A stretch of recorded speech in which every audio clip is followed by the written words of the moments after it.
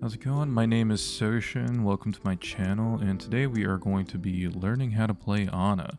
And I think this video will do really well for anybody between bronze to honestly low top 500, because in this video we're going to be talking about categories of improvement. So it's going to be things that you could be good at and bad at, and it's not going to be as simple as you can't aim, which is honestly good advice for anybody under the sun, because even if you're a top 50 player, you still need to get better at aiming. So besides the obvious forehead advice, we're going to be talking about a lot of other things that you guys might actually know off the top of your head, but you don't know where to place it, and I'll talk to you about how to improve it. So this is going to be kind of a nice 1, 2, 3 step about categories and things that you can do to get your Ana gameplay better.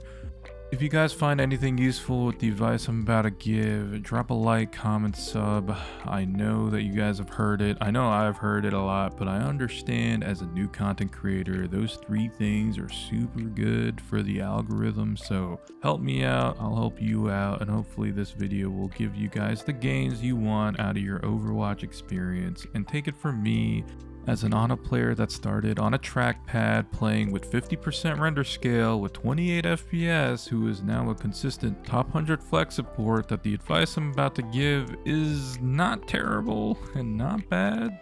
So without further ado, let's get into it. Be careful. Time for the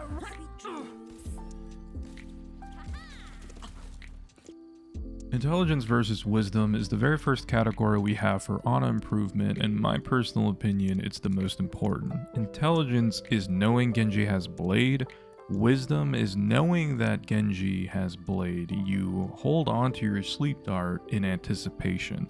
Now that's level 1 wisdom, and everybody above Diamond understands that that's something you should have and do, right? But here's the thing. Intelligence is also very important, and I think that baseline intelligence starts getting okay at around plat. Everything underneath, it's pretty bad. I don't see people calling out ults, I don't see people calling out rotations, I don't even see people calling out flanks. In my personal opinion, if you're under gold, if you're gold and under, try to get your baseline intelligence up. Now, I'm not calling people who are in lower elos stupid, absolutely not. You could be a very highly intelligent person. But it's all about thinking for it, right? Looking around and just being conscious of those facts. The thing about Overwatch is because there's so many pretty colors and fast moving objects, it's so easy to be complacent and reactionary that people aren't really good at deducing what's coming next. And that's totally okay. I think that's one of the big things that playing this game, as much as you do, even if you get used to the pretty colors, if you're not actively thinking, it gets hard. And a lot of people say, oh, if you want to get better at Overwatch, just play, which is why it leads to a lot of people to think, yo, my cap is gold. Your cap is not gold. You can get to GM. The issue is you start thinking like a gold and you keep thinking like a gold. You want to be proactive. So if you're gold and under, totally cool. Start trying to improve your base level intelligence. And I think the first thing for that, absolutely, I'd say alt tracking. Now, there's so many other things in the game of Overwatch, like movement, like patterns and rotations, etc. But if you're gold and under, just get your baseline intelligence down, and for me, that's alt tracking. Now, obviously, improving your gameplay from there is why this category exists. Just knowing something exists doesn't make it automatically okay. That's where wisdom comes in. But you're not at a point where you can implement wisdom if your baseline intelligence doesn't exist either. So if you're gold and under, just focus on making really intelligent observations. What alts do they have? Where are they rotating to? What their team comp is? A lot of these things will eventually lead you to become wise and become less reactionary and more proactive in your movement and the way that you approach fights, that you're no longer going to be backpedaling. So what's the next step from that? So this is where wisdom is at play. Plat, diamond, and I'd say master's level is where wisdom really takes its big footing.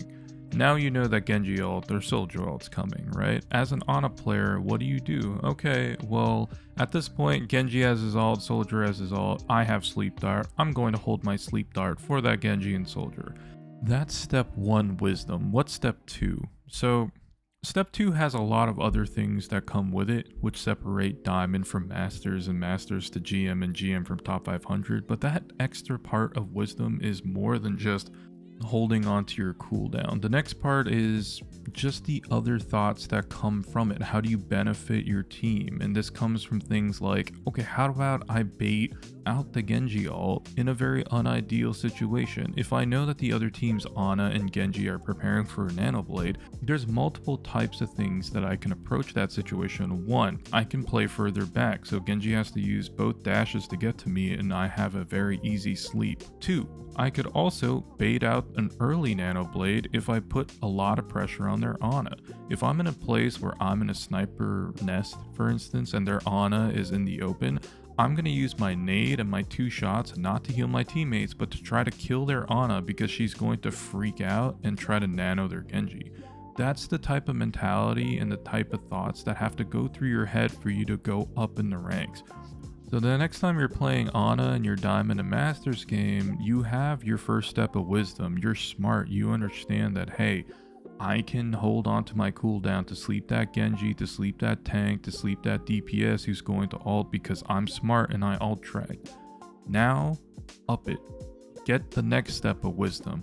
How do I make this ult less efficient? How do I bait the ult early? How do I position myself where this ult is going to have to take longer to kill me, or maybe it won't kill me at all? But you can't really get to that point unless you start getting wise. So wise up.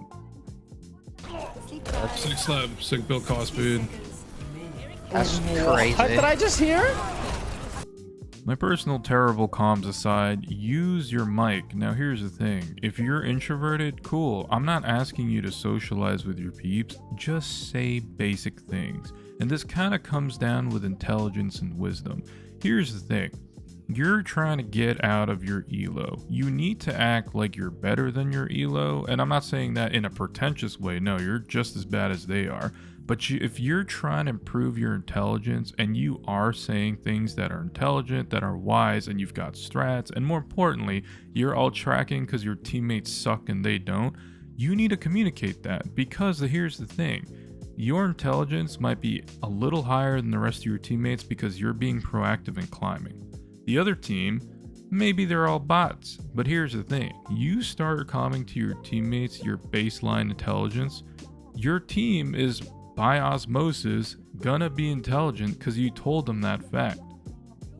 Now that your tank knows that their Rhine has Shatter, now that your Pharah knows that their McCree has McCree ult, now they're gonna play differently. They might not play as well as you want them to, but now that you've given them the baseline intelligence that you have, now they can make the choices, right? A lot of people are lazy. A lot of people don't have baseline intelligence simply because they don't want to ult track. They're not used to it. They don't want to learn. They're not proactive. Or they're like you in the beginning of this video. You are a player that have played the game for a long time. You just don't know the certain things that you should be focusing on, right? Maybe they're just like you. And that's totally fine. But now that you know, there's no excuse for you to not to communicate. The higher up you go, it becomes 50-50 because everybody has the baseline intellect required to know what alts are there. But it's still nice, and you see that type of communication because they know that with the frenetic pacing and the energy of a top 500 or GM game, some things get lost. So a lot of times you have people clearing the comms and just saying, yo, this guy has ult, that guy has ult, I'm gonna do this. That's where the intellect and wisdom come in, where in the higher elo games, the comms are no longer this, and this, and it becomes how do we counter this, why are we baiting this, etc. But that being said, if you have a mic, communicate, because if you don't, you're risking your baseline intellect being GIMP. Because if you don't relay your baseline intellect, you have to assume that your team is probably not on that same level. Not because you're floating above them because you're so much better, but because you took the proactive time to watch this video and you've watched other people improve, and those guys might not have, and that's totally okay, but it's up to you to relay that information so everybody has the same baseline intellect. So not only get smarter, talk.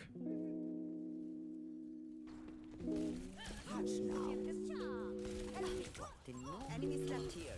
Whenever I start coaching a brand new Ana or someone who plays Ana at a lower elo, the number one thing that I get told is, I don't know why my aim is so bad because I train my aim. And I go, okay, let me see what you do. And I see them go to Kovacs or aim labs or not even, then they go into the Overwatch practice range and then they just show me and I go, on one hand, playing Tile Frenzy is super dope, seeing all those bubbles get popped. On the other hand, that's not the only type of aim you need. And even if they're in the Overwatch practice range, they're just scoping in the entire time. And I go, that's 1 out of 4 different types of shots you need to learn playing Ana. There's the ADS hit scan shots, there are the unscoped shots that are slower and projectile, there are the nades that go in an arc and are also a projectile, and the sleep dart, which is not instacast, it's actually the first half second is a casting motion, and then you shoot out a pretty slow projectile anywhere between the unscoped Ana shot and the nade.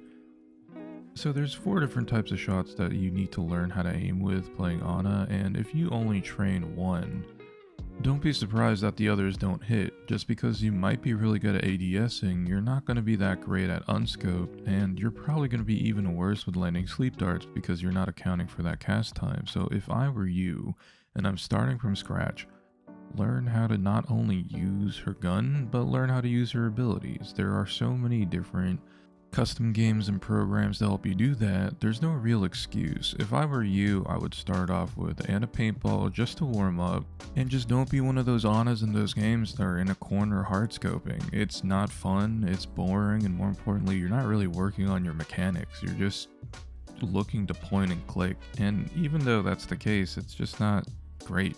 You're not really learning how to improve, so work on your quick scopes, unscopes, sleep darts, and don't worry about your score. Eventually you'll be in top of the lobby in no time, especially because hard scoping has a capped limit in Ana Paintball, but don't worry too much about your score. Worry about getting better and being more consistent hitting these types of shots.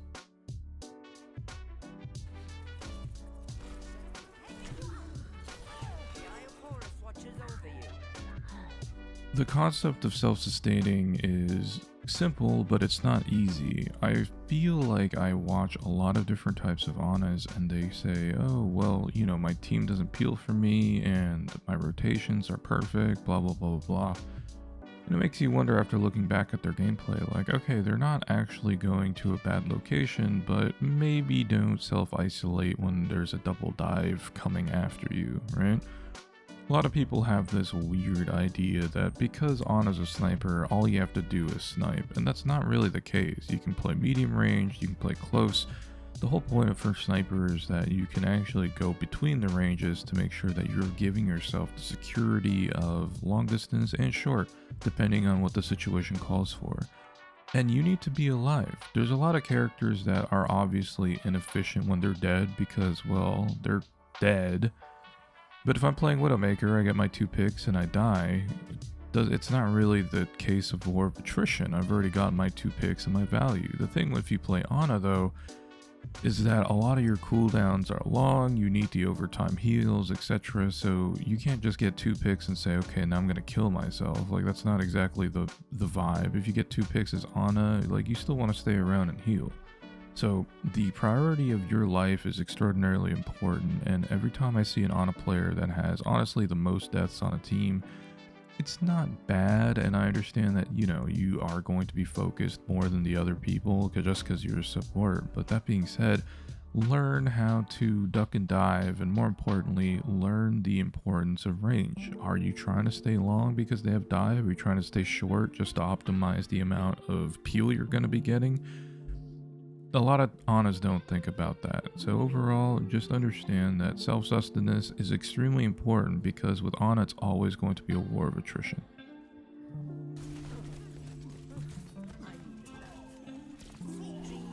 Take cover. The tree's gone.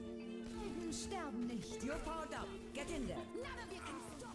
You gotta justify your existence. Why are you playing Ana over Alari for damage? Why are you playing Ana over Kiri for Suzu? There are a lot of different characters in this game, so you need to justify why you're playing Ana.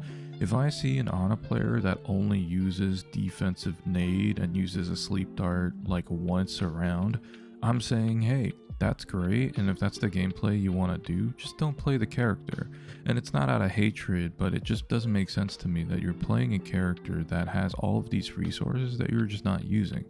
Obviously, once in a while you're going to have to use defensive nade to heal yourself and heal your team, but overall, if you're not using nade mostly offensively, you're really just messing up the type of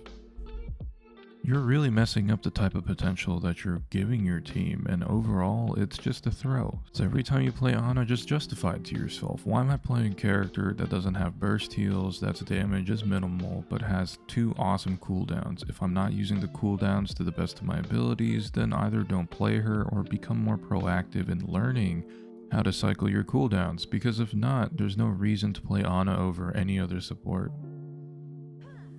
Helden sterben nicht.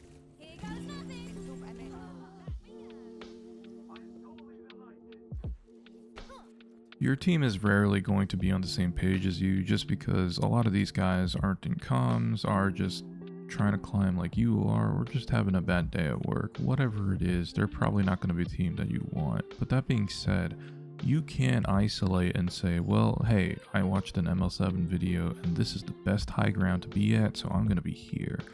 Overall, that's really good advice by ML and saying, hey, in an ideal situation, this is the most ideal place to hold.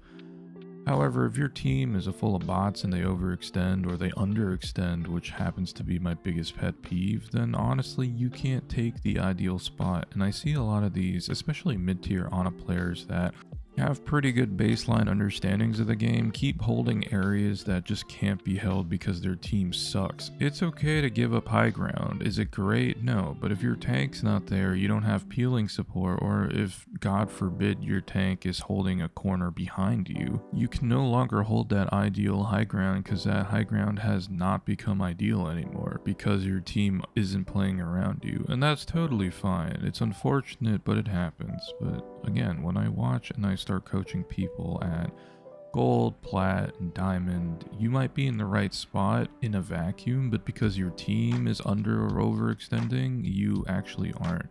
So play down to your team's level. Don't rise above them and say, hey, I'm so much better, I'm doing this for you. No, just shut up and see where your team's at, and then position yourself accordingly, just so you can have the ideal amount of peel. And more importantly, you're in a situation where if you get screwed, you're getting screwed with your team and not alone, because it's better to be in a failing strategy than being a failing support player isolated. And that's all I got. Thank you so much for watching the video. I hope this video helps you compartmentalize a lot of the issues that you're having and giving you at least some type of idea on how to improve. I hope you guys have a good day, good night, and peace.